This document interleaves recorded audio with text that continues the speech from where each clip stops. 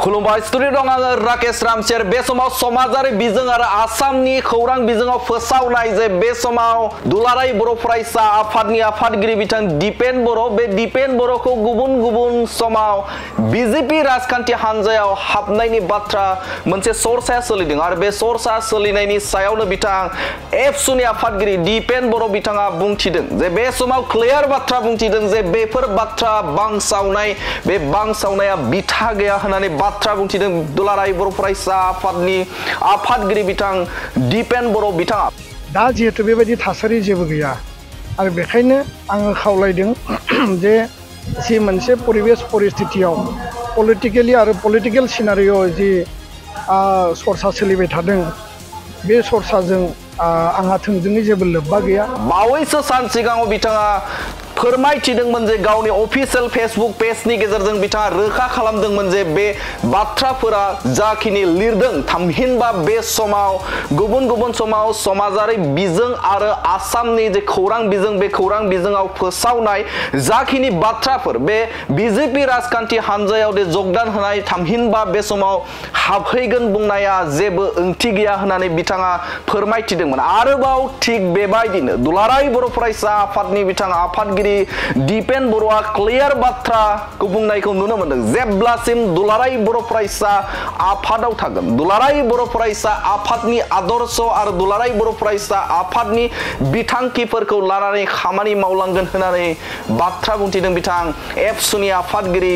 दिपेन बर' बिथाङा आरो जाखिनि बाथ्रा समाजारि बिजों आरो आसामनि खौरां बिजोङाव फोसावनाय बे फोसावनाया जेबो ओंथि गैया आरो जेबो बेजों सोमोन्दो गैया होननानै रोखा बाथ्रा बुंथिदों दुलाराय बर' फरायसा आफादनि आफादगिरि बिथां दिपेन बर' बिथाङा आरो लोगोसेनो बिथाङा आसामनि बिथां थामहिनबा बिजेपि राजखान्थि हान्जानि आफादगिरि दिलीप शइकियानि बाथ्रा बुंनायखौ लानानै बिथाङा क्लियार बाथ्राखौ फोरमायथिदों जे बिथाङा जे जाखिनि बाथ्रा बुंथिदों थामहिनबा बे समाव जाखिनि बिजेपि राजखान्थि हान्जायाव हाबनाय बा हाबोब्ला बे समाव दिपेन बर'खौ बरायगोन दा बेफोरबायदि बाथ्रा बुंनायखौ लानानै एबसुनि आफादगिरि बिथां दिपेन बर' बिथाङा बुंथिदों जे बैफोर बाथ्राफोरखौ लानानै जाखिनि बाथ्रा बिथांमोना बुंथिदों बा बुंदों जे बेवहाय साननो गोनां गैया मानोना बे समाव दुलाराय बर' फरायसा आफादनि बड'फानि जे सिमां बर' हारिनि बा बर' हारिखौ गेरेमसा खालामनो थाखाय नाजानाय बे नाजानायाव जेब्लासिम आङो दुलाराय बर' फरायसा आफादाव थागोन हारिनि थाखाय आरो बे ओनसोलनि थाखाय बर'फोरनि थाखायनो आङो खामानि मावलांगोन होननानै रोखा बाथ्रा बुंथिनायखौ नुनो मोनदों आरो बेनि अनगायैबो बिथां एबसुनि आफादगिरि दिपेन बर' बिथाङा बुंथिबावदों जे बे समाव उननि समफोराव जेब्ला दुलाराय बर' फरायसा आफादनिफ्राय बारग'गोन बेनि उनाव माखासे बिथांखिफोर बे बिथांखिफोरखौ लागोन नाथाय सम जायोब्ला बे जागोन बा लासैनो जागोन होननानैबो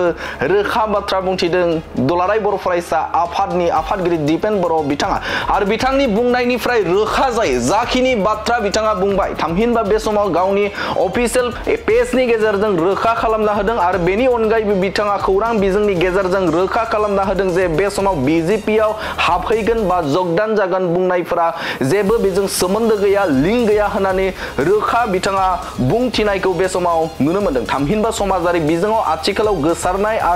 गोसारनाय बाथ्राफोरा बेजों जेबो सोमोन्दो गैया होननानै बिथां एबसुनि आफादगिरि दिपेन बर' बिथाङा रोखा बाथ्राखौ बुंथिनायखौ नुनो मोनदों। दानिया फैदो बिथां दिपेन बर'आ आरोबाव मा गोनां बाथ्रा बुंदों नोंथांमोननि गेजेराव होनि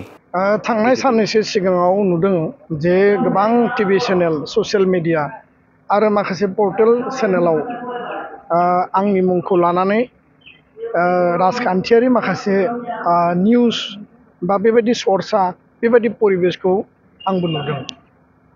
आरो मैया आरो दाख्लै आसामनि स्टेट बिजेपिनि प्रेसिडेन्ट दिलीप शइकिया बिथाङाबो मोननैसो बाथ्रा बिथाङा बुंदों दा खोथाया स्पस्ट जे दुलाराय बर' फरायसा आफादाव आङो दिनैसिम दङ आरो जेब्लासिम एबसुआव थागोन एबसुनि आदर्श बड'फानि आदर्श आरो थांनानै थानो हो आरो बर' हारिखौ गेरेमसा माहारि दानायनि जि मोनसे मिशन आरो जि अबजेक्टिभ बे कन्टिनिउ थागोन आरो बे बेलायाव बायदिसिना सरसा मालाबा फैयो किन्तु दा जिहेतु बेबायदि थासारि जेबो गैया आरो बेखायनो आङो खावलायदों जे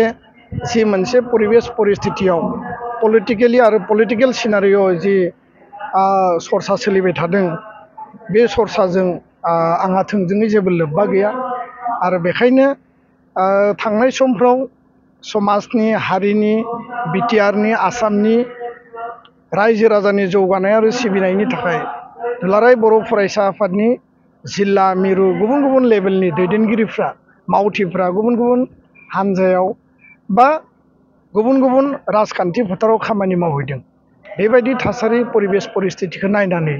जिहेतु फैबाय थानाय 2020 बिटिसि इलेक्सन दङ 2026आव जिहेतु आसाम विधान सभानि इलेक्सन दङ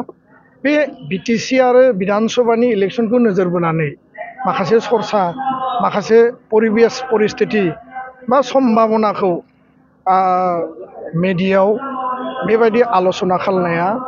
सोलिबाय थादों आं बेखायनो खावलायदों जे जिखिनि बेयाव आल'सना सम्भावना बा परिबेस जाबाय बेखिनिया थोजासे बिनिख्रुइ आरो बांसिन बेबायदि सरसा खालामनांगौ दङ होननानै आं सानाखै आरो गोबाङा गोबां बाथ्रा बुंगोन माखासे वेलवेजारा माखासे खोथा बुंगोन आरो बेखायनो माहारियारि आफादाव थानानै माहारिबाद माहारिनि थांना थानाय माहारिनि रैखाथि माहारिनि सिनायथि जातीयताबाद जाति सत्ताखौ लानानै जेब्लायबो जि समसिम आङो हाबा मावगोन